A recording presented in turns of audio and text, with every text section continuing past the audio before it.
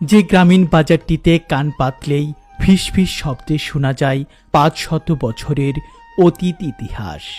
সেই ঐতিহ্যবাহী গ্রামীণ বাজারের কথা বলবো আজকের এই পর্বে।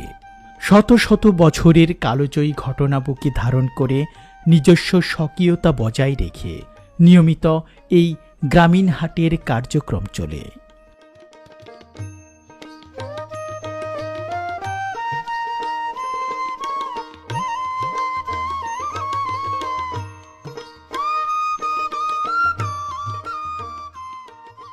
ঐতিহ্যবাহী এই গ্রামীণ হাটটিতে কিছু সময়ের জন্য হারিয়ে যাওয়া যায় ৮০ কিংবা ৯০ দশকের হারানো দিনগুলোতে। সেই স্বর্ণালী সময়ের কিছু স্মৃতিময় গ্রামীণ হাটের চিত্র যেন এখানে চোখের সামনে ভেসে ওঠে। গ্রামের সাধারণ মাটির মানুষ আর প্রকৃতির অপরূপ ছোঁয়ার মেলবন্ধনে এই হাট আরও জীবন্ত হয়ে ওঠে।